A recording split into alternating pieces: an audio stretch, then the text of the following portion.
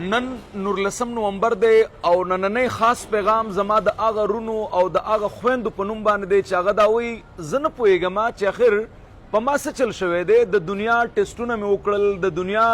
ډاکټرانو لاړلم، خو تر ننه پورې نه یو ډاکټر په ما باندې پوه شلو او نه تر اوسه پورې په ما باندې یوې دوی کار وکړلو. خوله مې د دوایانو نه اوزګارېږي، دماغ مې د سوچونو نه اوزګارېږي او وجود مې بالکل د خوالي نوم ناخلي. داسې قسمه بیماران چې هغه دا وایي زه په ډېرو ډاکټرانو باندې ګرځم او تر ننه پورې نه زما بیماري معلومه شوله او نه زما وجود ښه شولو، نه را باندې دوایانو کار وکړو. هغې ته زما دا یو پیغام دی، لږ سوچ وکئ، لږ سوچ وکئ، بیا هم درته دا وایم لږ سوچ وکئ. هسې نه تاسو د ټینشن، ډپریشن، د انزایټي بیماران یې او د هغې په شا باندې د ټول نه غټه وجه دا ده چې ستاسو په وجود باندې زوړ وخت کې څه داسې حادثه تېره شوې ده، څه غم تیر شوی دی، څه خفګان تیر شوی دی چې هغې د نن دا وجود بالکل رانیولی دی. د دماغو د خوشحالۍ د خوراک د ازمولو، د خوشحالۍ د راوستلو، وجود کې کانفیډنس د پیدا کولو، د یرې ګبراهټ د ختمولو چې کوم د خوشحالۍ کوم هارمونز دي، کوم ته چې سیروټونین ویلی کېږي، کوم چې خاص کر خصوصي توګه باندې د وټامین ډي په وجه باندې جوړیږي، د نور په وجه باندې جوړیږي او چې کله دغه نور ورکېږي دې سر نور هم دغه حالات ګډوډېږي. لکه اکثر موږ له بیماران راشي او چې ماښام را روان وي نو د ماښام نه وړاندې په ما باندې یو ماښام را روان وي، د تیارې نه وړاندې په ما باندې یو تیاره را روانه وي. نو هغه څوک چې هغه دا وایي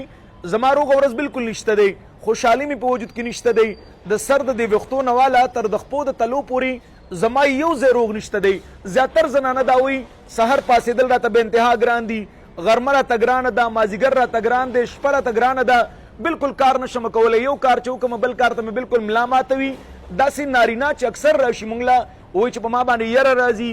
زړه مې درزیږي، خفه یم، ناراسته یم، د زړه زور مې نه وي، په دماغ مې بوج وي، ګڼه کې تنګېږم، بنځې کې تنګېږم، غوسه راځي، بالکل ذهن ته مې نیګیټیو سوچونه راځي، چېرته دا چلو نه شي، چېرته دا چلو نه شي، سبا به څه کېږي، بله ورځ به څه کېږي، دا د پلانکي کس ولې ما سره داسې چل کړی. د ذهن نه مې بالکل نیګیټیو سوچونه نه وځي. یا هغه څوک یا خصوصي توګه باندې هغه زنانه چې هغه د او سی ډي یعنې د شک بیماري شوي دي او د هغې ذهن ته بالکل نیګیټیو سوچونه را روان دي، بالکل روغه ورځې نشته دی. او اکثر لکه مازدیګر کې خامخا ډاکټر له ور روانې وي چې ستن راته ولګوي، یا ډاکټر له لاړ شي، څوک ورته وایي د معدې بیمارۍ، څوک ورته وایي د ګردو بیمارۍ، څوک ورته وایي زخم دی، څوک ورته وایي ټایفاید دی، څوک ورته وایي اچ پایلوري دی. دا په دې خبرو باندې هغې دا دومره ژوند تېر کړلو، روغه ورځ بالکل رانغلله. هومیوپیتي واحد هغه لاره ده چې په دې کې موږ په علاماتو باندې علاج کوو او زیاتر داسې زنانه شته، داسې کورونو کې زیاتر زنانه نارینه شته دی چې الحمدلله هغې ته موږ کوم ټریټمنټ ورکړی دی، د هغې د وجود نه چې کومه خوشحالي ورکوه